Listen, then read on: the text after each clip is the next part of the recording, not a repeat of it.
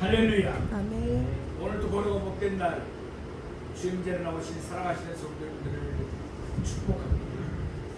오늘 마가복음 14장 32절에서 34절 말씀을 보고 강남산 겟세마네로 가신 예수님이라는 제목으로 말씀을 나누겠습니다. 날씨가 무척 덥습니다. 특별히 건강관리 잘하시고 이 여름도 주님의 은혜로 승리하기를 원합니다. 예수님은 제자들과 함께 예루살렘 성내에 있는 다락방에서 나오셨습니다. 가론유다는 예수님을 넘겨주기 위해서 이미 다락방을 떠나고 난 후였습니다. 예수님은 11 제자들 들이시고 예루살렘을 벗어나 감람산으로 가셨습니다.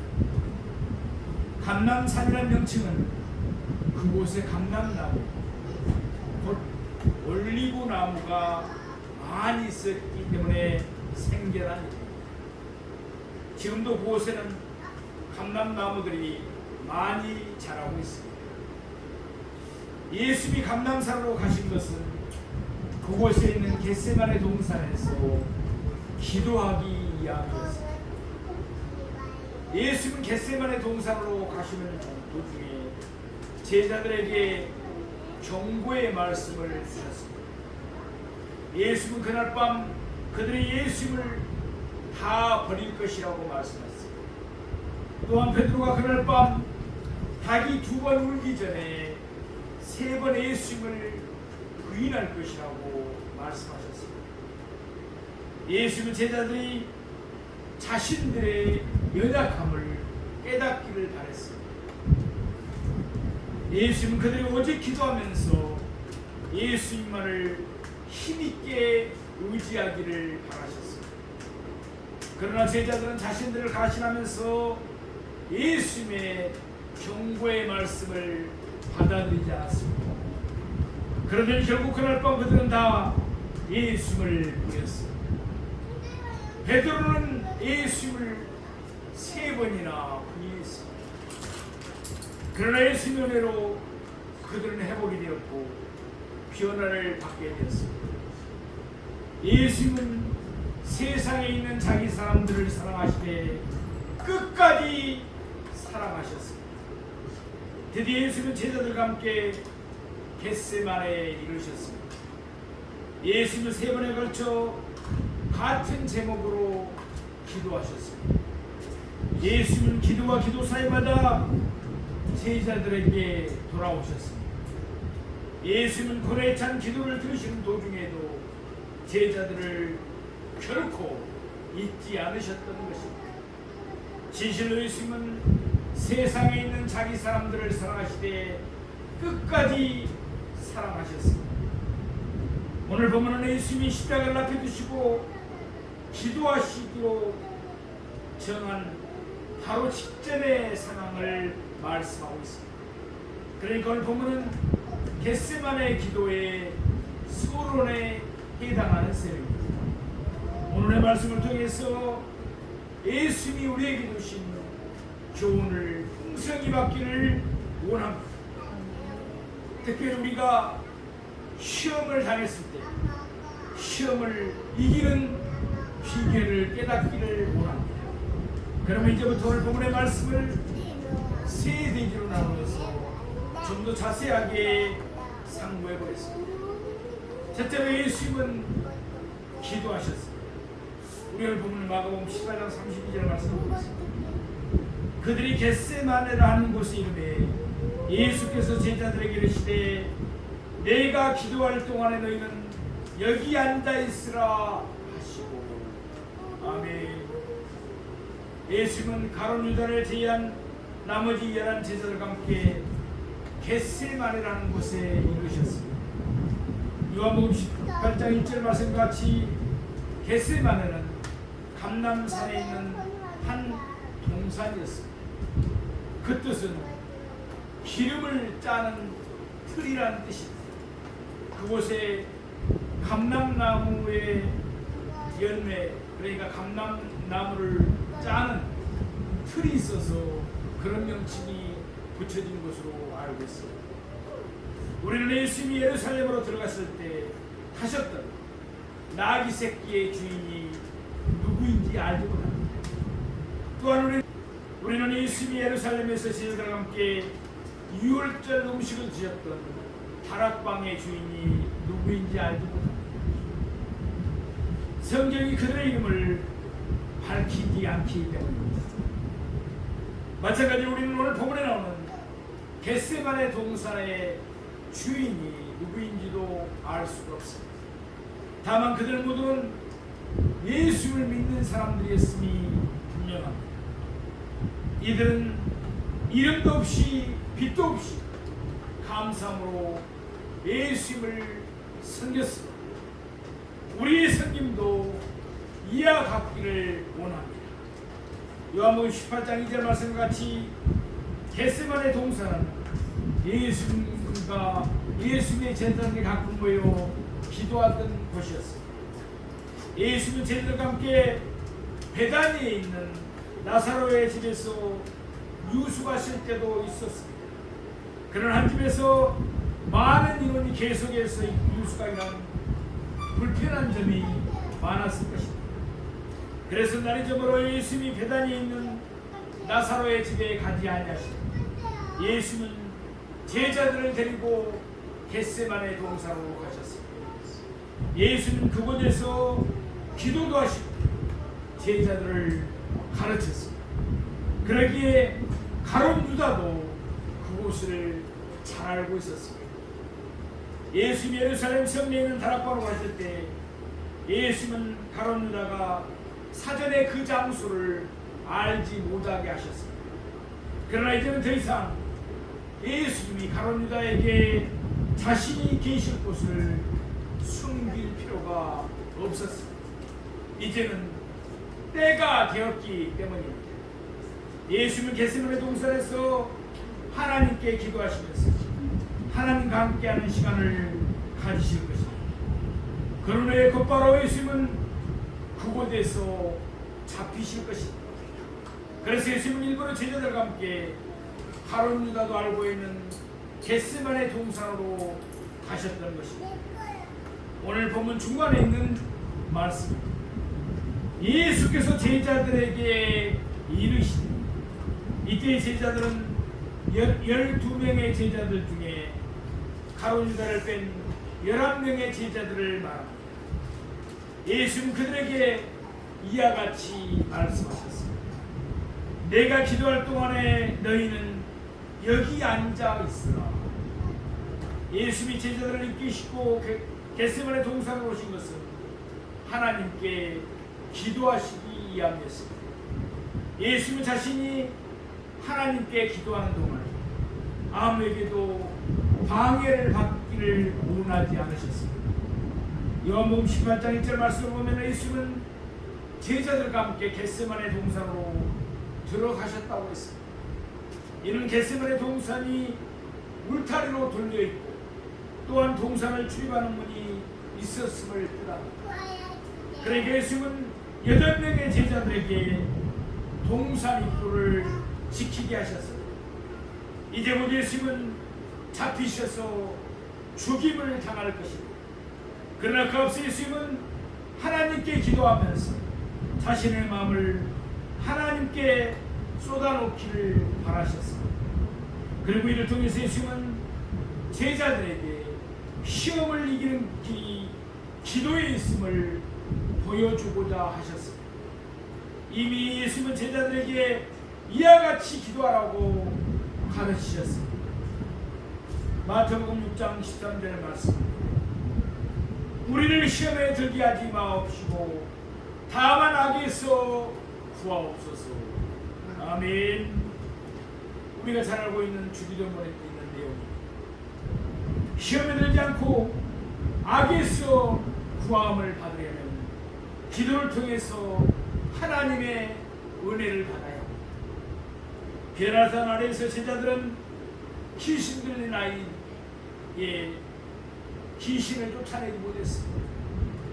예수님이 그 아이에게서 귀신을 쫓아내신 후에 제자들이 예수님께 조용히 물었습니다. 우리는 어찌하여 능히 그 귀신을 쫓아내지 못하였나이까? 그때 예수님은 이와 같이 대답하셨습니다. 마가복음 9장 29절 말씀, 이르시되 기도 외에는 다른 곳으로는 이런 종류가 나갈 수 없느니라 하시니라. 아멘. 우리 힘으로는 안 됩니다. 오직 우리의 기도를 통해서 역사하시는 하나님의 능력만이 더러운 귀신을 쫓아낼 수가 있습니다. 이렇듯 예수님은 계속해서 제자들에게 시험을 이기는 길이 기도에 있음을 가르치셨습니다. 이제 곧 이기의 순간이 닥쳐올 것입니다. 하나님의 목자를 치시면 양들은 흩어질 것입니다. 이에 따라 예수님은 제자들이 다 예수님을 버릴 것이라고 경고하셨습니다. 따라서 겟세마네 동산 입구에 앉아있는 제자들이 해야 할 일은 무엇이었겠습니까? 예수님이 기도하시는 동안 그들도 마땅히 기도했어야 합니다. 그러나 복음서를 아무리 들춰봐도 그들이 기도하기 위해서 입을 뻥끗했다는 흔적조차도 찾을 수가 없습니다. 사랑하시는 성도, 물론 우리 안에 계시는 성령님이 하나님의 뜻대로 우리를 위해서 끊임없이 간구하십니다. 그리고 하나님의 우편에서는 예수님이 우리를 위해서 계속해서 간구하십니다.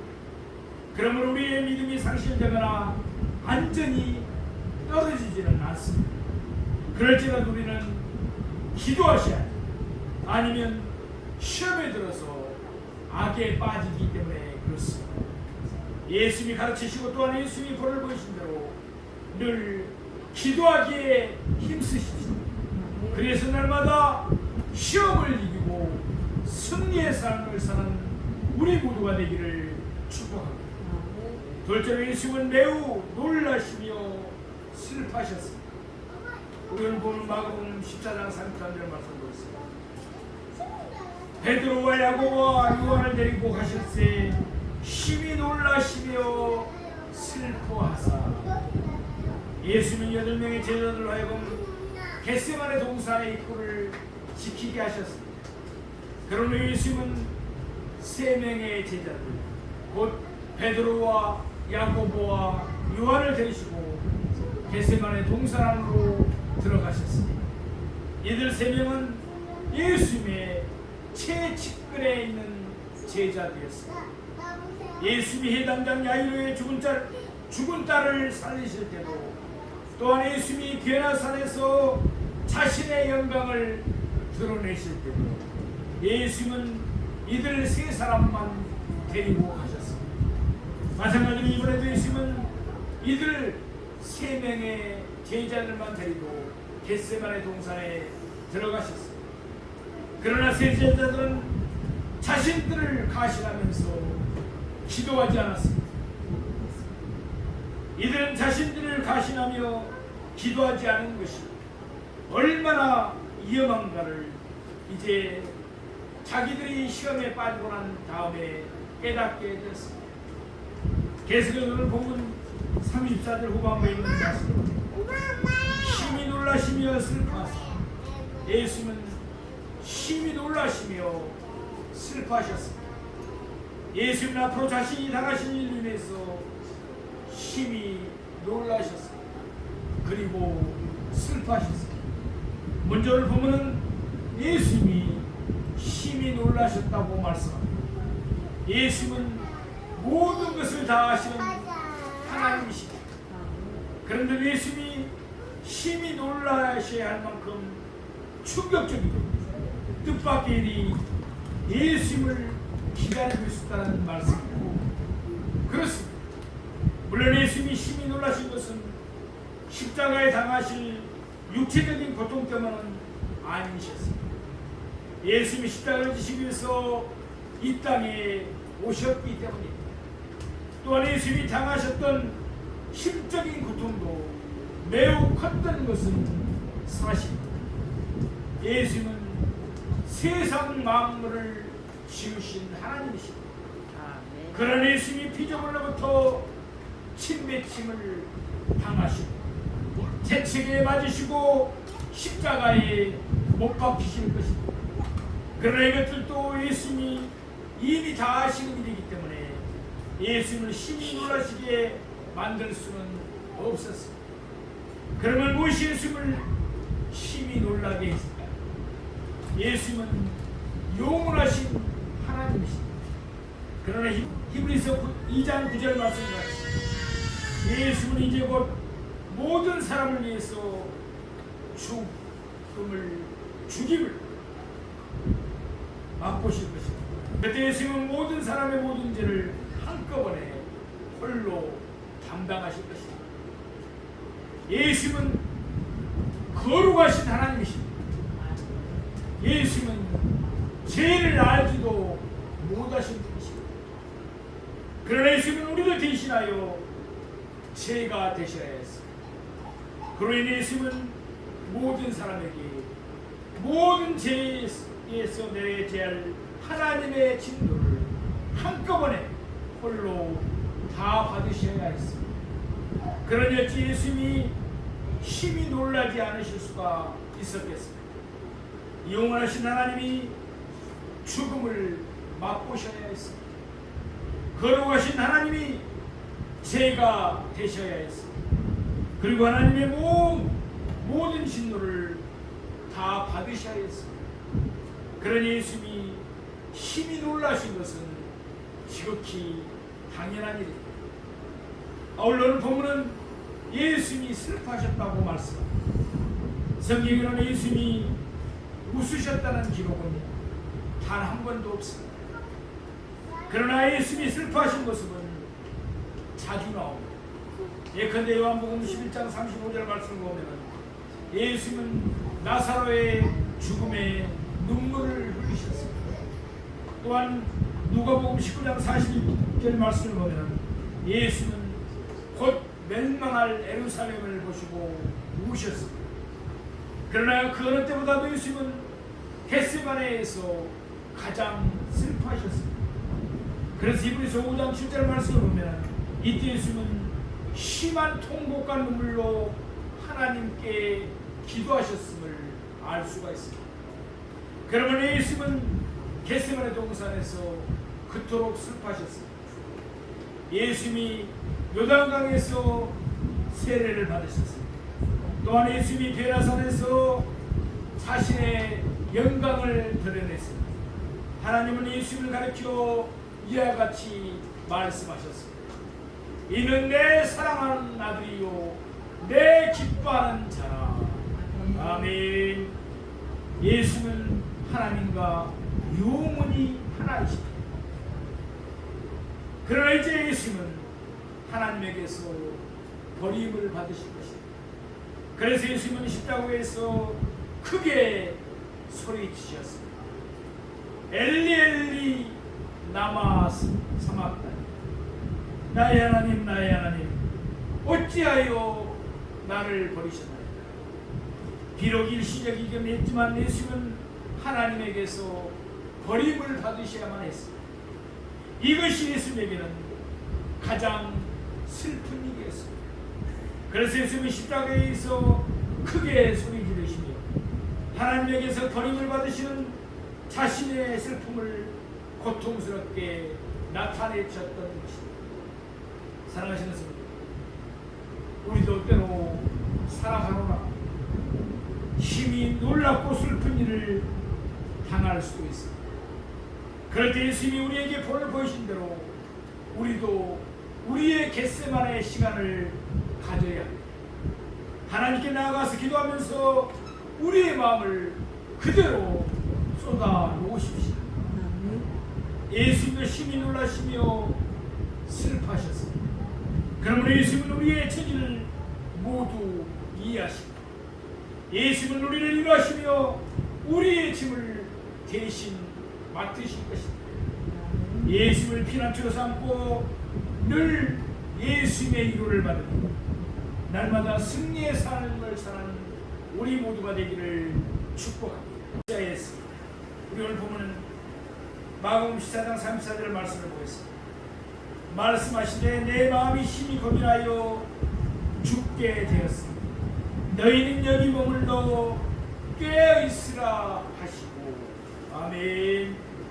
예수는 8명의 제자들을 동산 입구에 머무르게 했습니다. 그리고는 세 제자 곧 베드로와 야고보와 요한을 데리시고 겟세마네 동산 안으로 들어가셨습니다. 이때 예수님은 십자가를 바로 눈앞에 두셨기에 심히 놀라고 슬퍼하셨습니다. 예수님은 세 제자를 데리시고 얼마 동안 동산 안으로 들어가셨습니다. 그러다가 예수님은 그들을 동산 한 곳에 머무르게 하셨습니다. 그러면서 예수님은 그들에게 자신의 심정을 이와 같이 밝히셨습니다. 내 마음이 심히 고민하여 죽게 되었습니다. 왜 예수님의 마음이 심히 고민하셨습니까? 예수님은 거룩하신 하나님입니다. 그러므로 예수님은 결코 죄를 가까이 할 수 없으신 분이십니다. 그런데 이제 곧 예수님은 죄가 되셔야 하셨습니다. 죄를 알지도 못하신 예수님이 죄가 되어야 하니 얼마나 그 마음이 고민이 되셨겠습니까? 또한 예수님은 영원토록 하나님의 사랑을 받아오셨습니다. 그러나 이제 곧 예수님은 하나님에게서 버림을 받으셔야 합니다. 게다가 이제 곧 예수님은 모든 인류와 모든 죄악에게 내려야 할 하나님의 진노를 한꺼번에 몽땅 다 받으셔야 했습니다. 그러니 예수님의 마음이 심히 고민하지 않을 수가 있었겠습니다.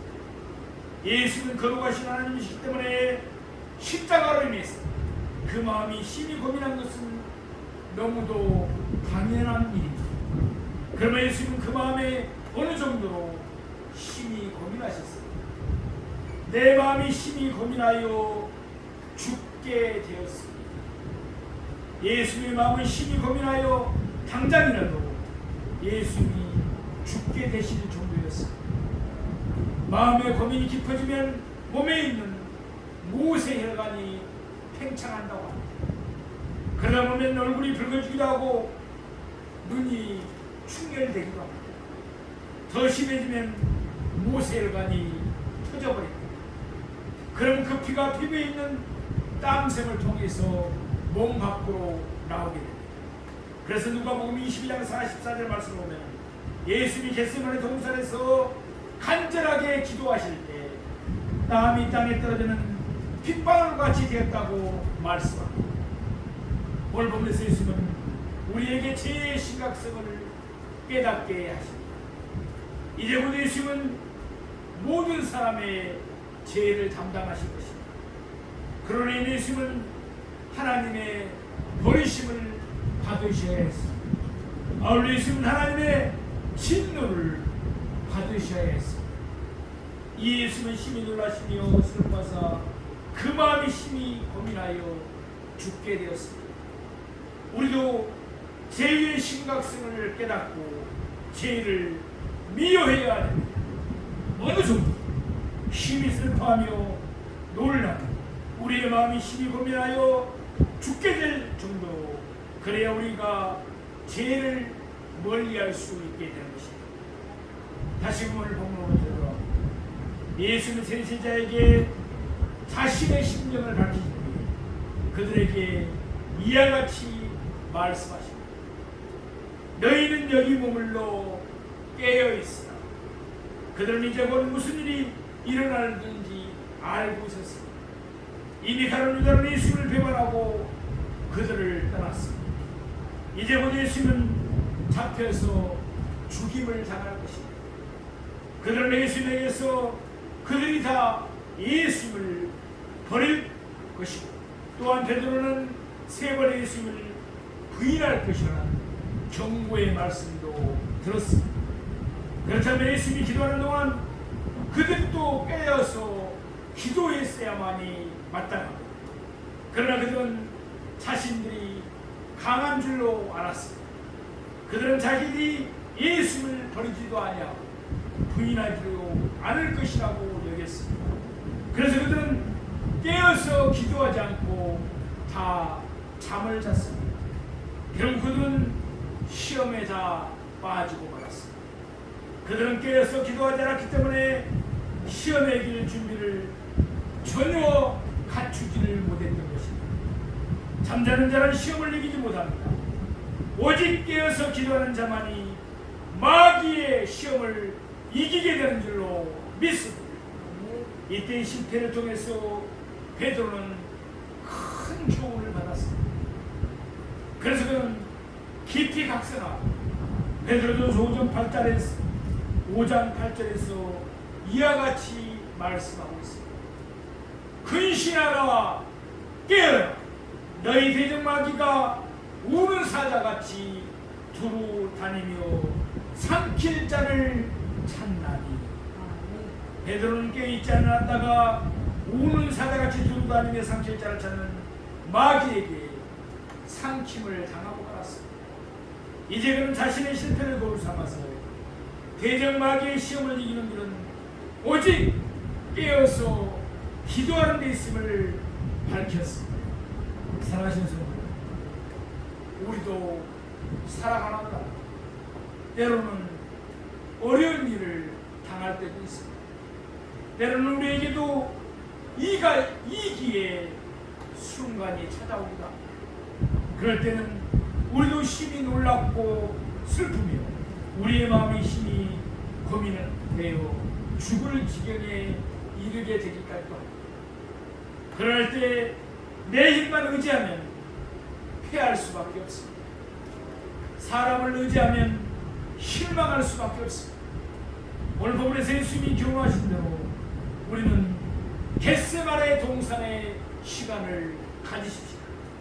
하나님 앞에 나아갑시다. 하나님께 기도하며 하나님께 우리의 모든 사랑을 사정을 아뢰십시다. 예수님이 승리하신 것처럼 우리도 반드시 승리할 것입니다. 우리는 예수만에 있기 때문입니다. 이번 한 주간도 날마다 기도로 승리하는 하나님께 영광을 돌리고 예수를 영화롭게 하고 성령님을 기쁘시게 하는 우리 모두가 되기를 축원드립니다.